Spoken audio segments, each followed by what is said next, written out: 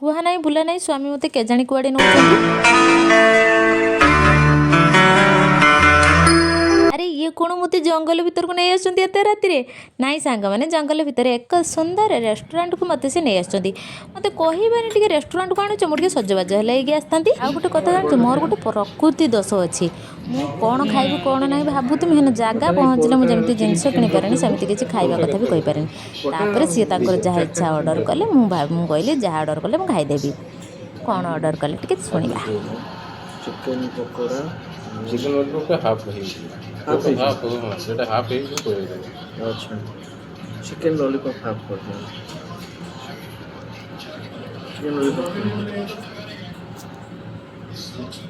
କିଛି କହିପାରୁନଥିବା ବା ଡିସିସନ୍ ନେଇପାରୁଥିବା ଲୋକମାନେ ଆଉ କ'ଣ କରିବେ? ସେମାନେ ଖାଲି ଏମିତି ଫଟୋ ଉଠାଇବେ ଆଉ ଭିଡ଼ିଓ କରିବେ, ଆଉ ତା ଛଡ଼ା ଅଧିକା କିଛି ନୁହେଁ। ଆଉ ବିନା ମେକଅପ୍ରେ ମୁଁ ଫଟୋ ଗୁଡ଼ାକ ଉଠି ଯାଇଥିଲି ଷ୍ଟାଇଲ୍ ମାରିକି। ହଉ ଯାହା ବି ହଉ ଚଳିଦେବା, ଆଡ଼ଜଷ୍ଟ କରିବା। ତାପରେ ଆମର ପାମ୍ପଡ଼ ଆସିଯାଇଥିଲା ସାଙ୍ଗେ ରୋଷ୍ଟେଡ଼ ପାମ୍ପଡ଼, ତାକୁ ଟିକେ ଆମେ ମନ ଭରିକି ଖାଇ ଦେଇଥିଲୁ। ତାପରେ ଚିକେନ୍ ସୁପ୍ ଆସିଯାଇଥିଲା, ଚିକେନ୍ ସୁପ୍ ବି ଖାଇ ଦେଇଥିଲୁ।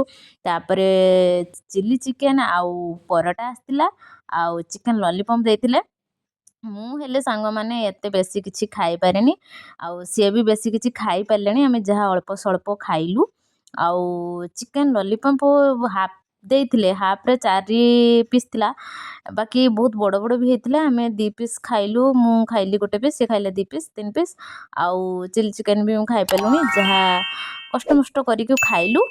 ଏଠୁ ଆମେ ଖାଇବା କଣ୍ଟିନ୍ୟୁ ଚାଲିଥିଲା। ଆମେ ବହୁତ ସମୟ ଯାକ ଖାଇଲୁ। ତାପରେ ଖିଆ ଦିଆ ସରିଲା ପରେ ମୁଁ ହାତ ମୁହଁକୁ ପୋଛିକି ସେଠି ବସିଲି, କଥା ହେଇ ଚାଲିଲି, ଆଉ ସିଏ ତାଙ୍କର ଖାଇ ଚାଲିଲେ। ଖାଇସାରିଲା ପରେ ଶେଷ ବେଳକୁ ଟିକେ ମସଲା କୋଲ୍ଡ ଡ୍ରିଙ୍କ୍ସ ଅର୍ଡ଼ର କରାଯାଇଥିଲା, କାହିଁକିନା ହଜମ ହେବା ଦରକାର ନା। ଏଇଟା ହେଉଛି ମୋ ସ୍ୱାମୀଙ୍କର ଭୁଲ ଚିନ୍ତାଧାରା। ଖାଇସାରିଲା ପରେ କେବେ ବି ମସଲା କୋଲ୍ଡ ଡ୍ରିଙ୍କ୍ସ ଖାଇବା କଥା ନୁହେଁ, କି କୋଲ୍ଡ ଡ୍ରିଙ୍କ୍ ଜାତୀୟ ଜିନିଷ ଖାଇବା କଥା ନୁହେଁ।